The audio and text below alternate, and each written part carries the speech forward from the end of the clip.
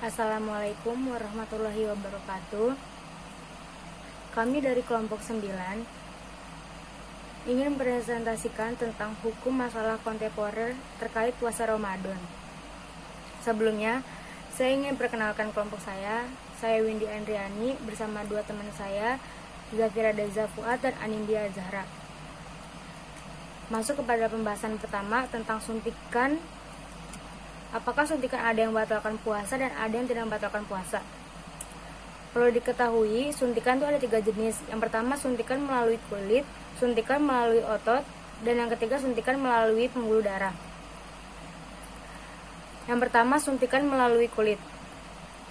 Suntikan melalui kulit tidak dapat membatalkan puasa karena tidak ada saluran khusus ke organ pencernaan atau tidak menimbulkan energi dan tidak membuat kenyang. Karena kaidah umumnya yang lebih sahih mengenai pembatalan puasa adalah bukan semata-mata suatu yang masuk ke organ pencernaan, akan tetapi bisa menguatkan badan dan hakikatnya sama dengan makan dan minum. Dr. Ahmad bin Muhammad Al-Khalil Hafizullah berkata, alasan membatalkan bukanlah semata-mata sampainya suatu makanan menuju lambung, saluran pencernaan, akan tetapi bisa menguatkan badan dan membuat kenyang dan menghasilkan tenaga. Yang kedua, suntikan melalui otot. Ini juga tidak membatalkan puasa karena sama dengan suntikan melalui kulit, yaitu tidak ada saluran khusus ke organ pencernaan atau tidak menimbulkan energi dan tidak mengenyangkan. Syekh Sholih Al-Fauzan Hafizullah berkata, adapun suntikan pada otot bukan pada pembuluh darah, maka orang tidak membatalkan puasa. Yang ketiga, suntikan melalui darah. Suntikan melalui darah ini ada 2 macam. Yang pertama, suntikan yang mengandung bahan makanan, misalnya suntikan vitamin C dan suntik infus. Ini membatalkan puasa. Dan yang kedua, suntikan yang tidak mengandung bahan makanan, misalnya suntikan anti nyeri dan antihistamin. Ini tidak membatalkan puasa. Syekh Muhammad bin Shalih Al-Utsmani rahimahullah berkata, suntikan pengobatan ada 2 macam. Yang pertama, bisa memberikan tenaga dan mengenyangkan serta bisa menggantikan makan dan minum. Dan yang kedua, tidak bisa memberikan tenaga dan mengenyangkan serta bisa menggantikan makan dan minuman. Lanjut kepada pembahasan yang kedua tentang donor darah tidak membatalkan puasa.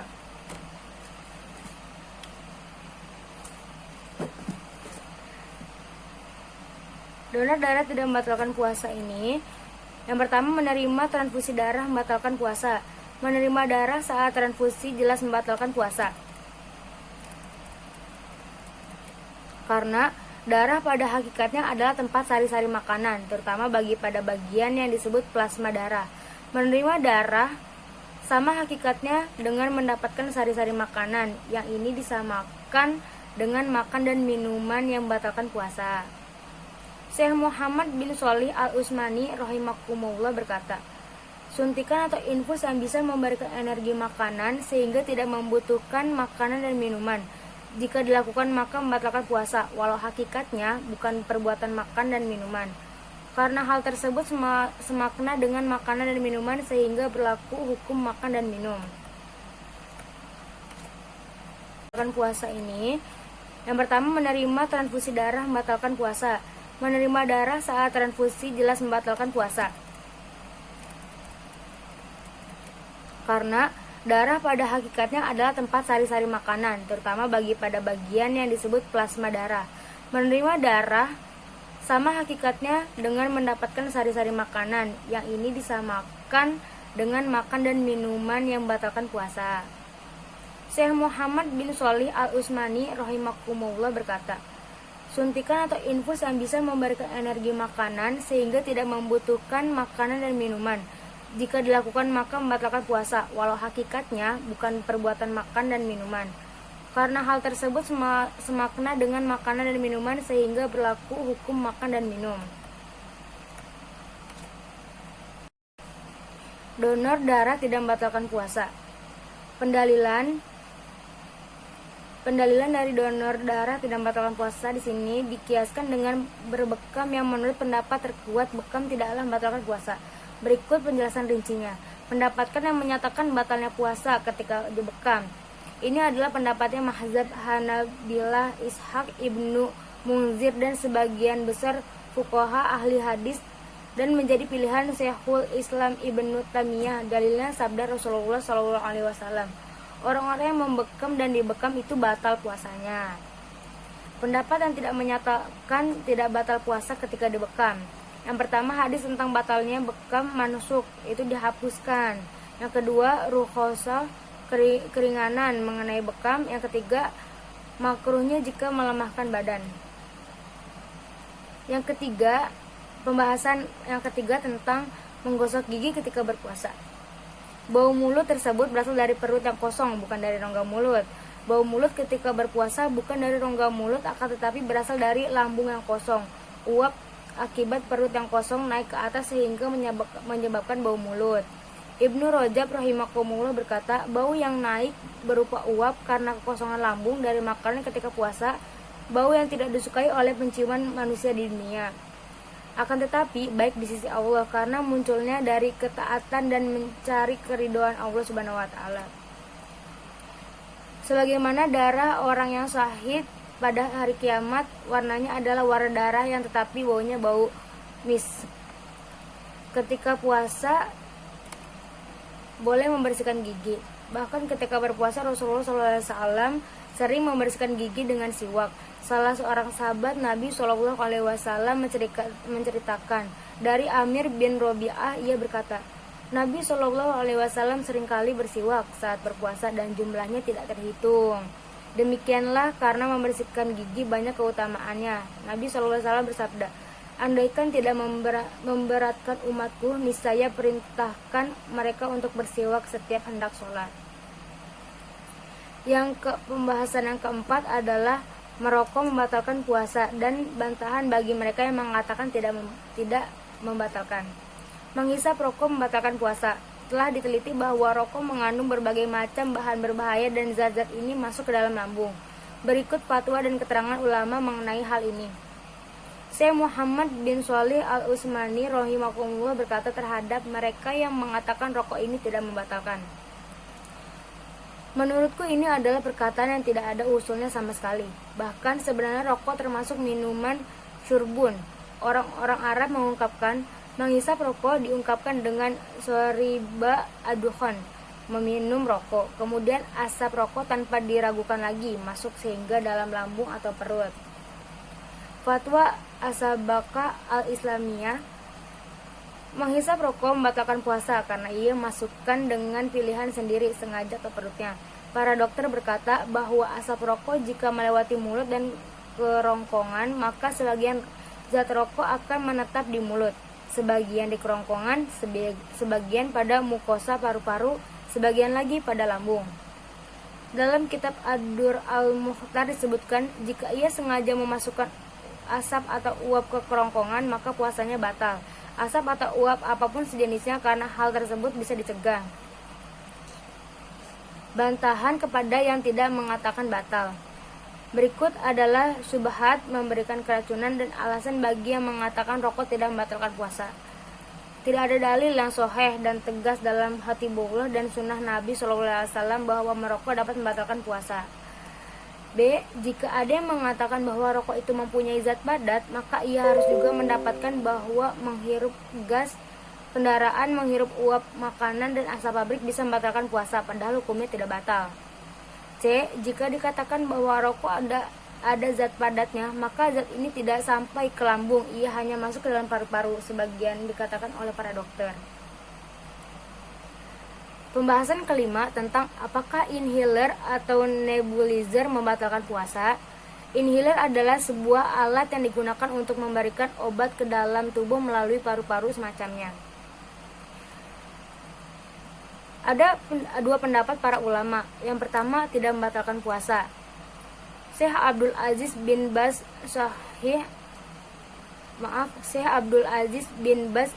Syekh Muhammad bin Shalih Al-Utsmani, Syekh Abdullah Zibrin, Syekh Dr. As-Sadiq Dorir dan Dr. Muhammad Al-Hilyat dan Lajnah Daimah. Pendalilannya adalah 1. Zat dari inhaler yang masuk ke menuju kerongkongan kemudian masuk ke lambung sangat sedikit sehingga tidak membatalkan puasa. Yang kedua, masukkan sesuatu ke dalam perut dari inhaler bukanlah suatu hal yang pasti, namun masih diragukan. Yang ketiga, hal ini tidak menyerupai makanan dan minuman, akan tetapi menyerupai hal pengambilan darah untuk diperiksa dan suntikan yang bukan untuk pengganti makanan. 2. Membatalkan puasa. Pendapat Dr. Fadlah Hasan Abbas, Syekh Muhammad Muhtar As-Sulami, dan Dr. Muhammad Alfi, pendalilannya adalah kandungan zat inhaler bisa masuk ke lambung melalui mulut, maka ini membatalkan puasa. Maka jelas dalil ini bisa dibantah dengan rincian dalil yang tidak membatalkan puasa. Perkataan yang tidak ada usulnya sama sekali. Bahkan sebenarnya rokok termasuk minuman syurbun. Orang-orang Arab mengungkapkan menghisap rokok diungkapkan dengan soriba adukhon, meminum rokok. Kemudian asap rokok tanpa diragukan lagi masuk sehingga dalam lambung atau perut. Fatwa Asabaka al-Islamiyah, menghisap rokok membatalkan puasa karena ia masukkan dengan pilihan sendiri sengaja ke perutnya. Para dokter berkata bahwa asap rokok jika melewati mulut dan kerongkongan, maka sebagian zat rokok akan menetap di mulut, sebagian di kerongkongan, sebagian pada mukosa paru-paru, sebagian lagi pada lambung. Dalam kitab Ad-Dur al-Mukhtar disebutkan, jika ia sengaja memasukkan asap atau uap ke kerongkongan, maka puasanya batal. Asap atau uap apapun sejenisnya, karena hal tersebut bisa dicegah. Bantahan kepada yang tidak mengatakan batal. Berikut adalah syubhat memberikan keracunan dan alasan bagi yang mengatakan rokok tidak membatalkan puasa. Tidak ada dalil yang sahih dan tegas dalam Hatibullah dan sunnah Nabi SAW bahwa merokok dapat membatalkan puasa. B. Jika ada yang mengatakan bahwa rokok itu mempunyai zat padat, maka ia harus juga mendapatkan bahwa menghirup gas kendaraan, menghirup uap makanan, dan asap pabrik bisa membatalkan puasa, padahal hukumnya tidak batal. C. Jika dikatakan bahwa rokok ada zat padatnya, maka zat ini tidak sampai ke lambung, ia hanya masuk ke dalam paru-paru, sebagian dikatakan oleh para dokter. Pembahasan kelima tentang apakah inhaler atau nebulizer membatalkan puasa. Inhaler adalah sebuah alat yang digunakan untuk memberikan obat ke dalam tubuh melalui paru-paru semacamnya. Ada dua pendapat para ulama. Yang pertama, tidak membatalkan puasa. Syekh Abdul Aziz bin Baz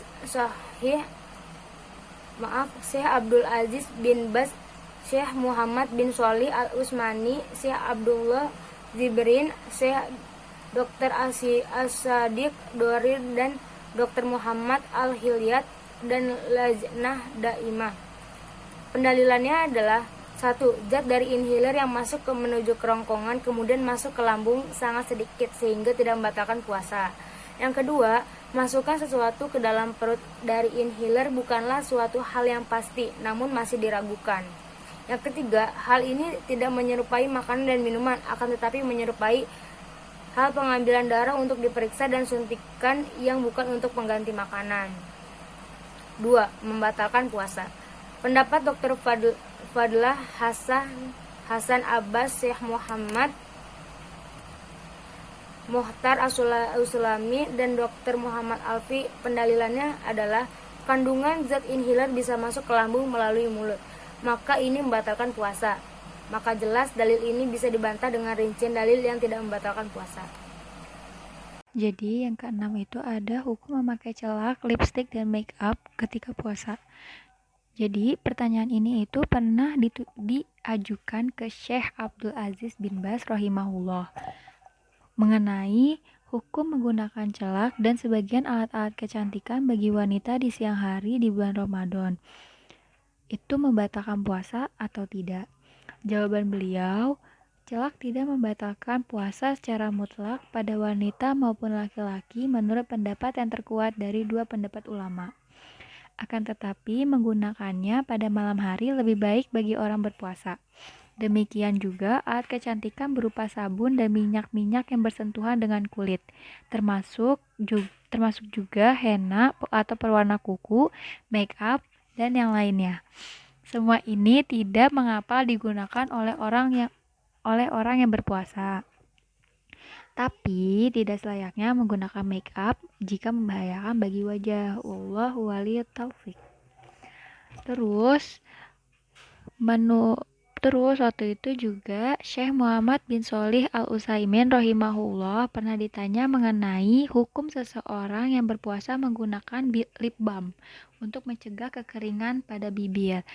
Jawaban beliau, gak apa-apa seseorang menggunakan yang bisa membekam bibir dan hidung baik berupa pelembab, membasahinya dengan air, dengan potongan kain atau semisalnya. Akan tetapi, hendaknya ia menjaga agar tidak masuk sampai ke perutnya. Jika sampai tertelan tanpa sengaja, maka tidak mengapa. Sebagaimana jika ia berkumur-kumur kemudian airnya masuk sampai perut tanpa sengaja, maka tidak membatalkan puasa. Yang ketujuh, pembatal puasa yang terkait dengan hidung. Di sini ada dua permasalahan. Yang pertama, obat tetes hidung tidak membatalkan puasa. Para ulama fikih kontemporer berselisih pendapat mengenai obat tetes hidung apakah membatalkan puasa ataukah tidak. Ada dua pendapat dalam hal ini. Pendapat terkuat adalah obat tetes hidung tidak membatalkan puasa dengan beberapa alasan. Satu, seandainya dianggap ada sedikit yang masuk ke perut melalui kerongkongan, maka ini sangat sedikit sekali dan dari hidung ke lambung adalah perjalanan yang cukup jauh untuk beberapa tetes obat tetes hidung. Yang kedua, tetes hidung bukanlah aktivitas makan dan minum ditinjau secara bahasa maupun secara adat. Tidak ada yang menyatakan bahwa tetes hidung merupakan aktivitas makan dan minum. Sebagaimana kita ketahui bahwa berkumur-kumur diperbolehkan saat puasa asalkan tidak berlebihan. Bisa jadi ada kemungkinan sisa air yang melekat di rongga mulut kemudian air tersebut masuk ke dalam perut, sedangkan tetes hidung kemungkinannya sangat sedikit sekali zat yang bisa masuk ke perut. Permasalahan yang kedua, obat semprot hidung tidak membatalkan puasa. Telah dibahas sebelumnya, pembahasan nebulizer seperti Ventolin. Ini hampir sama dengan obat tetes hidung hakikatnya, bahkan lebih sedikit karena kandungannya adalah air dan udara yang disemprotkan. Maka obat semprot hidung tidak membatalkan puasa. Syekh Dr. Ahmad bin Muhammad Al-Khalil memberikan bahwa alasan tidak batalnya puasa dengan hal-hal yang terkait dengan hidung. Salah satunya adalah siwak yang diperbolehkan ketika puasa dan siwak juga mengandung beberapa zat tertentu sebagaimana obat-obatan hidung. Beliau memaparkan, para dokter menjelaskan bahwa pada siwak terkandung sekitar 80 bahan kimia menjaga gigi dan gusi dari berbagai penyakit bercampur dengan air liur dan masuk ke dalam kerongkongan.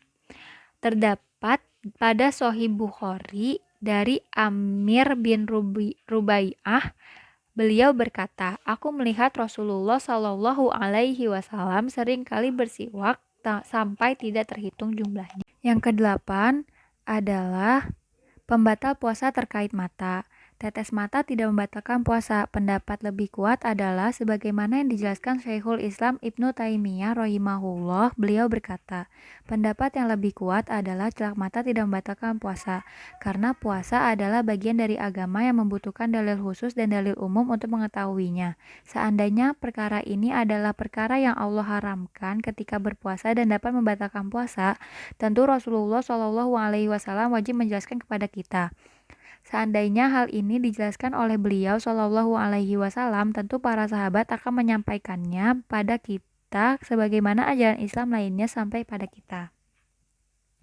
Karena tidak ada satu orang ulama pun menukil hal ini dari beliau Shallallahu Alaihi Wasallam, baik berupa hadis sahih, doif, musnad, atau sampai sanadnya ke Nabi ataupun mursal sanadnya terputus dari tabiin ke Nabi. Dapat disimpulkan bahwa beliau Shallallahu Alaihi Wasallam tidak menyebutkan perkara ini sebagai pembatal, sedangkan hadis yang menyatakan bahwa bercelak membatalkan puasa adalah hadis yang doif atau lemah. Hadis tersebut dikeluarkan oleh Abu Daud dalam sunahnya. Namun, selain beliau tidak ada yang mengeluarkannya. Hadis tersebut juga tidak terdapat dalam Musnad Ahmad dan kitab-kitab lainnya. Ulama di masa sekarang juga berselisih pendapat apakah tetes mata membatalkan puasa atau tidak. Pendapat pertama ini adalah pendapat mayoritas ulama kontemporer bahwa tetes mata tidak membatalkan puasa. Ulama yang berpendapat seperti ini yaitu Syekh Abdul Aziz bin Abdillah bin Bas, Syekh Muhammad bin Sholih Al-Utsaimin, dan Dr. Wahbah Az-Zuhaili. Alasan mereka yang pertama, tetes mata ketika masuk pada lubang mata hanyalah sedikit. Hanya satu atau dua tetes saja. Jika hanya sedikit, maka dimaklumi atau diberi uzur sebagaimana berkumur-kumur ketika puasa.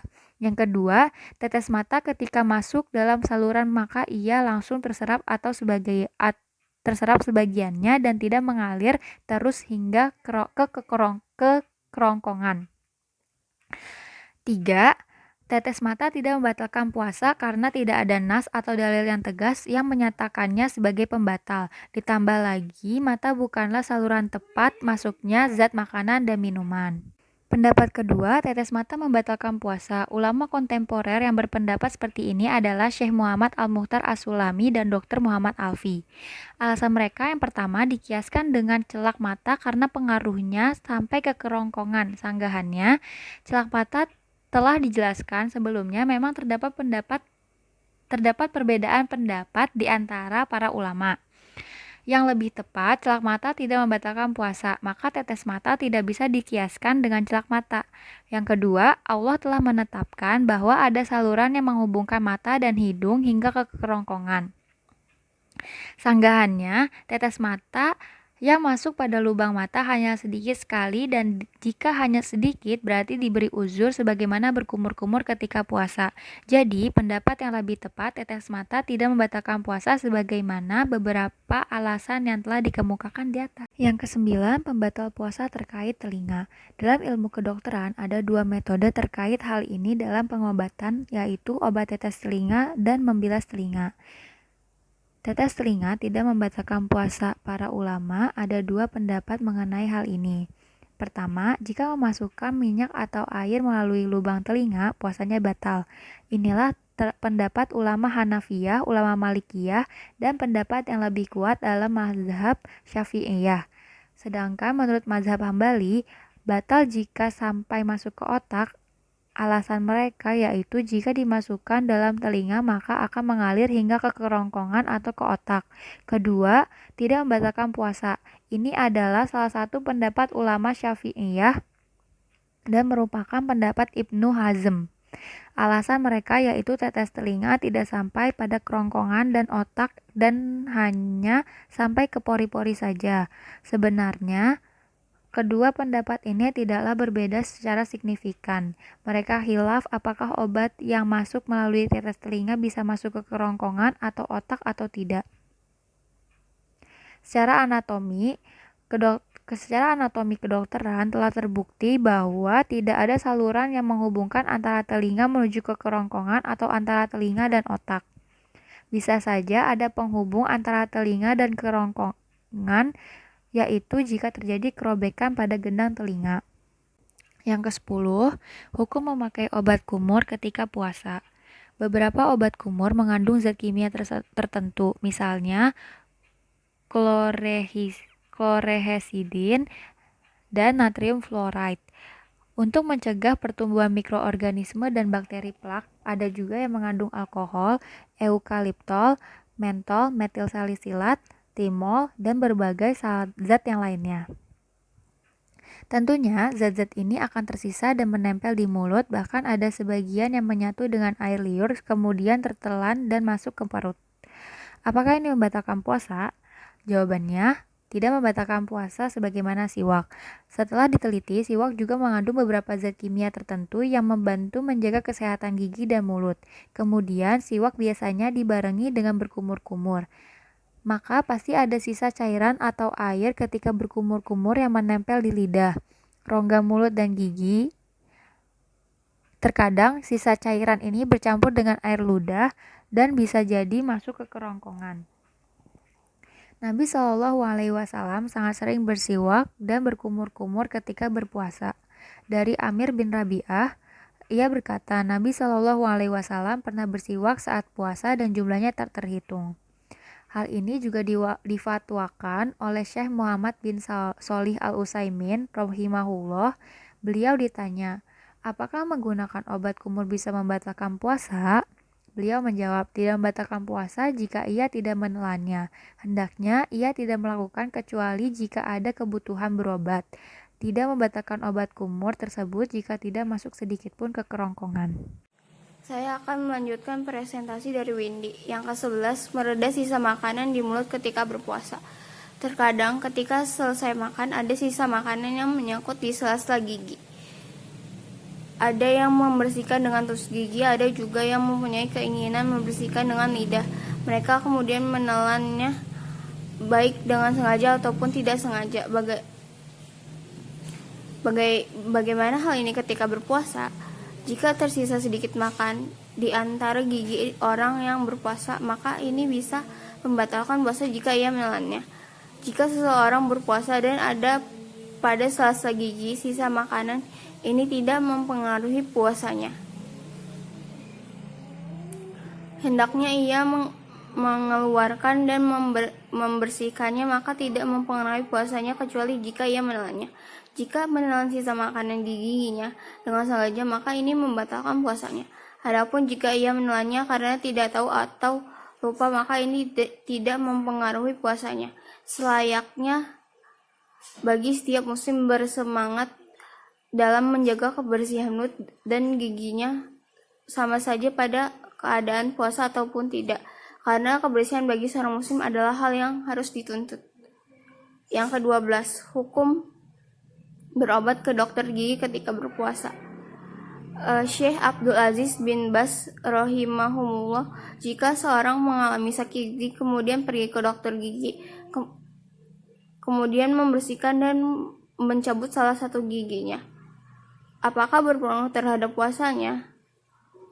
Bahkan apakah ada pengaruhnya terhadap puasa? Tidak ada dari apa yang engkau sebutkan yang bisa mempengaruhi sahnya puasa. Bahkan hal tersebut dimaafkan. Wajib baginya menjaga diri dan menelan sesuatu berupa obat atau darah. Demikian juga suntikan yang disebutkan berpengaruh pada sahnya puasa, karena statusnya tidak semakna dengan makan atau minum. Semakna dengan makan dan minum. Hukum asal puasanya adalah sah dan selamat, dan dianjurkan juga sebaiknya memeriksakan diri ketika malam hari karena lebih selamat. Jika ada utang puasa maka diqada oleh walinya. Rasulullah Shallallahu Alaihi Wasallam bersabda, siapa yang mati dan masih punya utang puasa maka dipuasakan oleh walinya atau kerabatnya. Akan tetapi yang dimaksud di sini adalah hutang puasa nazar, bukan hutang puasa Ramadan. Ini adalah pendapat terkuat dari beberapa pendapat ulama. Ibnu Abbas radhiyallahu anhu berkata, apa seorang sakit di bulan Ramadan kemudian mati dan belum membayar utang puasa, maka dia ganti dengan memberikan atau fidyah, tidak ada qada. Namun jika dia memiliki utang puasa nazar, maka diqada oleh walinya atau nama mayit. Ini juga pendapat Ahmad rahimahullah. Beliau berdalih dengan atsar, tidaklah seorang berpuasa atas nama orang lain dan tidaklah seorang sholat atas nama orang lain. Selanjutnya, jika sakit dan meninggal di tengah bulan Ramadan, misalnya mulai sakit tanggal 1 Ramadan dan meninggal tanggal 5 Ramadan, maka utang puasa 5 hari tidak teranggap. Ia tidak perlu dibayarkan fidyah oleh walinya, karena ini memang di luar kesanggupannya. Allah Subhanahu wa Ta'ala berfirman, Allah tidak membebani seseorang melainkan sesuai dengan kesanggupannya. Syekh Abdul Aziz bin Baz rahimahullah ditanya, orang tua saya meninggal pada hari ketiga Ramadan, apakah menyempurnakan bulan Ramadannya itu saya berpuasa meninggal selama 27 hari? Tidak ada kebajikan apa-apa bagimu karena orang tamu ketika meninggal telah gugur kewajibannya. tidak wajib bagimu mempuasakannya dan tidak disyariatkan. Jika sakit di bulan Ramadan tidak sempat mengkodok atau melambatkan, misalnya ketika sembuh di akhir bulan Ramadan kemudian meninggal atau sempat mengkodok tetapi belum semuanya dikodok dan masih ada sisa utang puasa, maka ini juga tidak perlu membayar fidyah. Jika seorang muslim kemudian meninggal setelah Ramadan, maka tidak akan kodok baginya dan tidak akan pula memberikan makan, karena ia tidak mendapatkan uzur syar'i. Demikian juga seorang musafir yang tidak berpuasa jika meninggal ketika safar atau meninggal langsung ketika sampai, maka tidak wajib mengkodok dan memberi makan, ini dibayar fidyah karena mendapat uzur syar'i. Jika sakit di bulan Ramadan kemudian sempat sembuh dan sengaja melambatkan kodok, maka harus dibayarkan fidyah oleh wali. Membayar fidyah bisa berupa memberi makanan orang miskin dengan makanan pokok di daerahnya yang bisa mengenyangkan 1 hari. Utang puasa sama dengan orang miskin yang diberi makan. Jadi misalnya punya hutang puasa 3 hari, maka memberi makan 3 orang miskin dan membawa mereka dikumpul di satu tempat dan waktu kemudian diberi makan. Saya mendengar Ahmad bin Hambal berkata, tidak boleh berpuasa atas nama mayit kecuali puasa nazar. Abu Daud menyampaikan kepada Ahmad, bagaimana dengan utang puasa Ramadan diganti dengan, beliau menjawab diganti dengan fidyah. Ibnu Abbas radhiyallahu anhu berkata, apabila seorang sakit di bulan Ramadan kemudian mati dan belum membayar utang puasa, maka diganti dengan memberikan fidyah dan tidak ada kodok. Namun jika dia memiliki utang puasa nazar, maka dikodok oleh walinya atau si mayat. Yang ke-13, pengambilan sampel darah di laboratorium tidak membatalkan puasa. Hal ini terkait dengan apakah mengeluarkan darah membatalkan puasa atau tidak. Pendapat terkuat adalah mengeluarkan darah tidak membatalkan puasa kecuali jika sampai melemahkan badan. Bisa jadi karena jumlah darah yang keluar banyak. Hal ini dikiaskan dengan berbekam dan berpendapat terkuat adalah berbekam tidak membatalkan puasa kecuali jika menyebabkan kelemahan badan. Dari Anas bin Malik radhiyallahu anhu, apakah kalian tidak menyukai berbekam bagi orang yang berpuasa? Anas mengatakan, tidak, kecuali jika bisa menyebabkan lemah. Demikian juga hadis Nabi Shallallahu Alaihi Wasallam memberikan keterangan rukhsah bagi orang yang berpuasa untuk mencium istrinya dan berbekam. Oleh karena itu, mengambil darah 5-10 mili untuk keperluan pemeriksaan laboratorium tidaklah membatalkan puasa. Syekh Abdul Aziz bin Bas rahimahullah ditanya, apakah hukum orang yang mengambil sedikit darah dari tangan kanannya, sedangkan mitos ini tidak benar. Sebagaimana yang sudah kami bahas dalam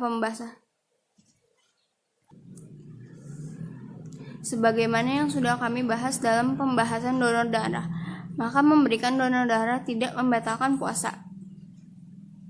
Untuk menangani masalah ini perlu kerjasama antara pemerintah, tokoh agama, dan tenaga kesehatan. Perlu ada sosialisasi dari pemerintah dibantu dengan tokoh agama dan eksekusi yang baik dari tenaga kesehatan ketika bertugas. Yang ke-14, cara puasa orang epilepsi di bulan Ramadan. Orang yang terkena penyakit epilepsi memang harus banyak bersabar dan berhati-hati karena dia tidak tahu kapan penyakitnya kambuh dan di mana ia kambuh. Jika kambuh, maka ia tidak sadar dan badan bisa kejang-kejang. Oleh karena itu, penderita epilepsi harus hati-hati, tidak boleh menyetir mobil, dan tidak boleh melakukan pekerjaan yang membutuhkan konsentrasi lama dan berkaitan dengan kepentingan orang banyak. Begitupun juga dengan kegiatan puasanya selama bulan Ramadan. Karena jika kambuh, bisa jadi puasanya batal karena ia terkadang tidak mampu melanjutkan puasanya ketika kambuh, atau karena harus minum obat agar tidak kambuh yang dosisnya 3 kali sehari dan tidak boleh terlambat.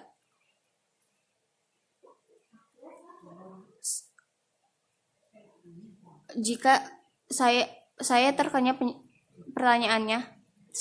penyakit epilepsi dan saya tidak mampu untuk puasa penuh di bulan Ramadan karena saya harus terus-menerus minum obat 3 kali sehari. Saya telah mencoba puasa 2 hari tetapi saya tidak mampu. Perlu diketahui saya adalah seorang pensiunan dengan gaji pensiun 83 dinar sebulan. Saya punya istri dan tidak ada pemasukan selain gaji pensiun. Bagaimana hukumnya jika saya tidak mampu memberi makanan 30 orang miskin selama bulan Ramadan, dan berapa jumlah yang harus saya tunaikan? Jawabannya, jika sakit yang engkau derita bisa diharapkan kesembuhannya pada suatu hari, maka wajib bagi engkau menunggu sampai sakit tersebut hilang. Kemudian engkau berpuasa sebagai firman Allah Subhanahu wa taala. Dan barang siapa sakit atau dalam perjalanan lalu ia berbuka, maka wajiblah baginya berpuasa sebanyak hari yang ditinggalkan itu pada hari-hari yang lain.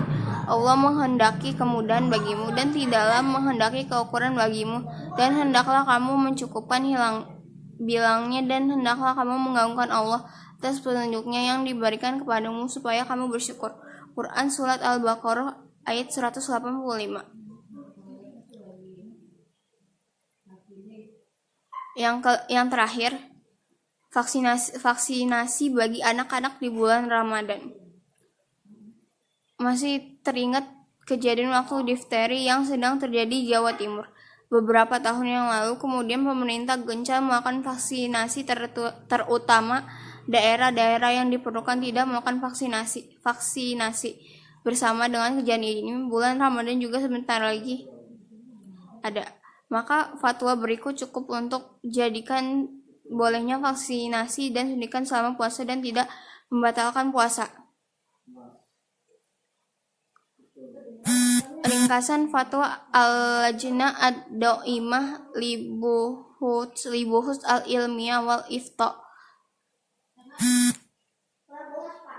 Kami ingin memaklumkan kepada kalian bahwasanya bagi kesehatan akan mengadakan vaksinasi kepada para siswa SD dan SMP untuk mencegah penyakit meningitis, sebagaimana juga vaksinasi persiapan bagi jamaah haji tahun ini. Kami mengharap pada kalian faedah ilmu apakah mungkin dilaksanakan hal tersebut selama bulan Ramadan Mubarak, dan apa dampak vaksinasi ini terhadap puasa para siswa.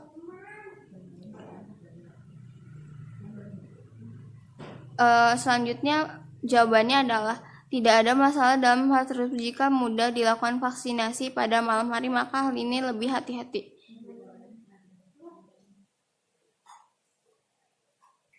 Sekian dari kelompok kami, kurang lebihnya mohon maaf. Wassalamualaikum warahmatullahi wabarakatuh.